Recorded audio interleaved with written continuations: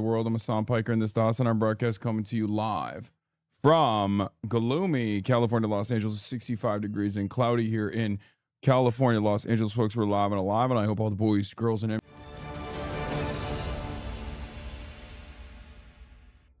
we waited without ever knowing if this day would come, and we waited because we knew. Yeah, Melo's done now. Okay, it's Brunson time. Deep down in our sick, suffering hearts that it would. New York. You hating because you'll never know this much ball? I mean, I don't. But I'm pretty open about it. City, this team has done it. The New York Knicks are NBA champions. We are here not just because of this team that will go down in New York City legend. I'm talking about guys like Ronaldo Balkman, Marty Collins, Raymond Felton, Marcus Camby, Kristaps Porzingis, J.R. Smith, Iman Shumpert, and the whole Knicks tape era. J.R. Smith mentioned. I'm talking about guys like Tony Douglas, who I watched tie the single-game franchise record for 3. Trying to get the pipe mention. You're trying to get the pipe mention. One of the greatest eras of basketball. J.R. Smith, the Swish God.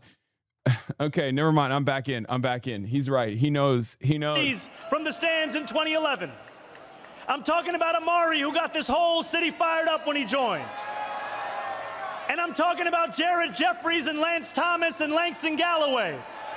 Players who gave everything every game, even when a 20-win season was all that was in sight.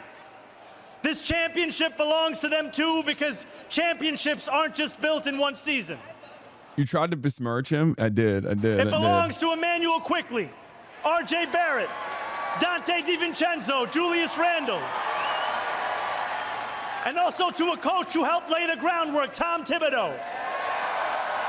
Thanks to each of these New Yorkers and too many others to name, New York City has just had two of the most magical months in as long as any of us can remember.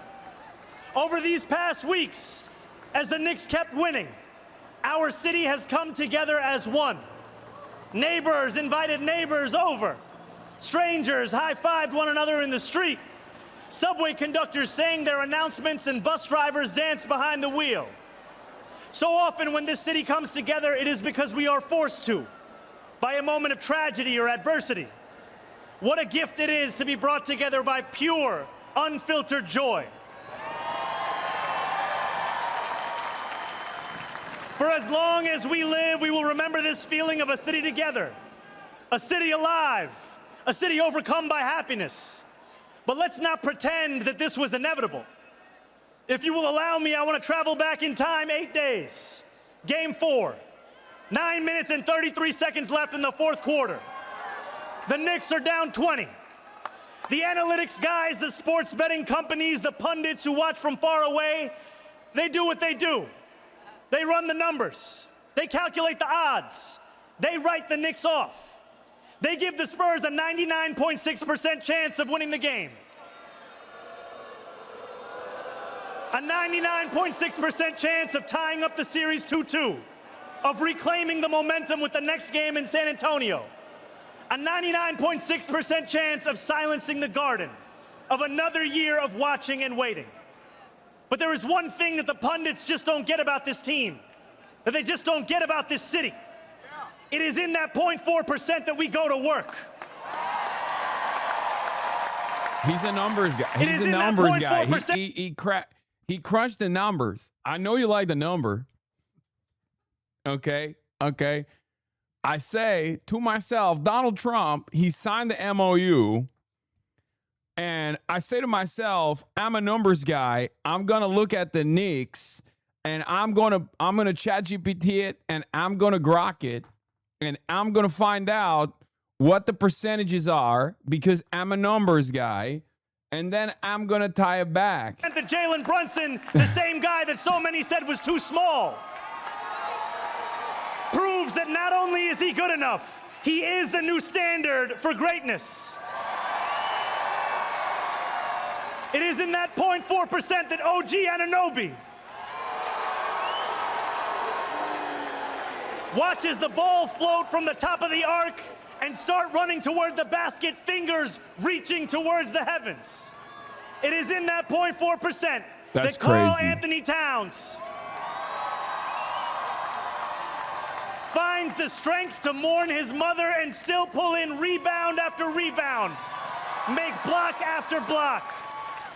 It is in that point. Bro, this is a wild speech. I mean, it's very good, but it's also insane because it's literally like a rally speech, but specifically about the New York Knicks in the finals and the history of the Knicks as well. He's doing a campaign speech going hard in the motherfucking paint. Like 4% that Jose crazy. Alvarado shows every bro. kid growing up in public housing that a son of Brooklyn and Queens can win for every one of the 5 boroughs. It is in that 0.4% that Mitch breaks his finger before game 1 and says, dude, you are so jealous. Why would I be jealous? What are you talking about, man? Are you okay? Is your brain all right? Yes, New York is on the up and up. I jokingly say that, you know, we're on the outside. Give us a little bit of shine. Calm down. You don't have to be omega autistic chatter. Can I make fucking jokes? Jesus Christ, what is happening? go get the tape. It's in that 0.4% that Josh Hart gets rebounds that break teams, that McCall Bridges proves he was worth every single draft pick, that Landry Shamet pulls up from downtown, that every one of these 18 players transforms the franchise, that Mike Brown keeps this team believing. Most of all, it's in that 0.4% that the Knicks do what New Yorkers have always done when we are told something is impossible. We find a way. We win. Standing here before what feels like the entire city, there is a Jalen Brunson quote I can't stop thinking about. I'm gonna tell you. You are allowed to think about the worst possible scenario, but you gotta go out there and do something about it. Gramsci. When Jalen Brunson took that pay cut, my friends, that was doing Pessimism of the intellect, optimism of the will. something about it. Time after time, I mean, Jalen Brunson's story is actually incredible. I mean, what a crazy journey. Thought about the worst possible scenario. And time after time, the Knicks went out there and did something about it. The Knicks did not just win for New York City. They won like New York City. What is New York if not your back up against the wall? A dream that feels just out of reach. A rent payment you don't know how you'll ever make. What is New York if not 99.6% of the world stacked against you? And who are New Yorkers if not people who hear those odds and smile? That's it. Fuck it. I'm voting for the Knicks for governor. I don't even know anymore. I don't know. I'm illegally voting for Jalen Brunson. I'm doing a write-in campaign for Jalen Brunson for a New York governor. I don't even know. I'm confused about the orders here. I'm just fucking fired up. I don't even live here. I don't know what's going on. Who look at a 0.4% chance of success and ask, why are you giving me a head start? This is our city. This is our team. For 53 years we watched. For 53 years we waited. Now we've won. One last time, New York, say it with me. Knicks in. Knicks in. Knicks in. So much. He broke it. He broke the fucking, the aura. Stop LARPing as a New Yorker. I'm not a New Yorker. Literally, very famously not a New Yorker. Anyway, if you want to see some fucking peanut butter and jealous time, okay, let's take a look at Dolan, who made a not so subtle remark. John Starks dunked on Jordan and Patrick Ewing dunked on the Pacers. As Bernard King scored 60. As Charles Oakley pulled every rebound within reach. As Spike got in Reggie Miller's face. As Allen Houston put up a shot against Miami that hung in the air for an eternity.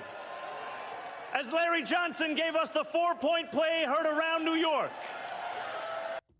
As Starbury traded. Wait, what the fuck? Oh, I clipped the wrong clip. Sorry. Here. look, I don't need your vote. I don't need to quote to you, right? About what happened here, and because if you're real Knicks fans, you know it already.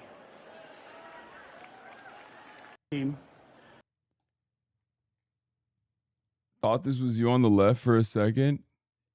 Really? The glow down, Bad Bunny glow down? You put me on the Bad Bunny glow down train, 9-year physical globe of Puerto Rican global superstar Bad Bunny.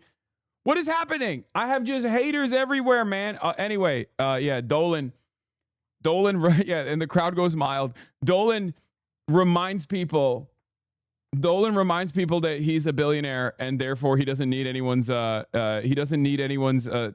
excitement. He doesn't need anybody to like him.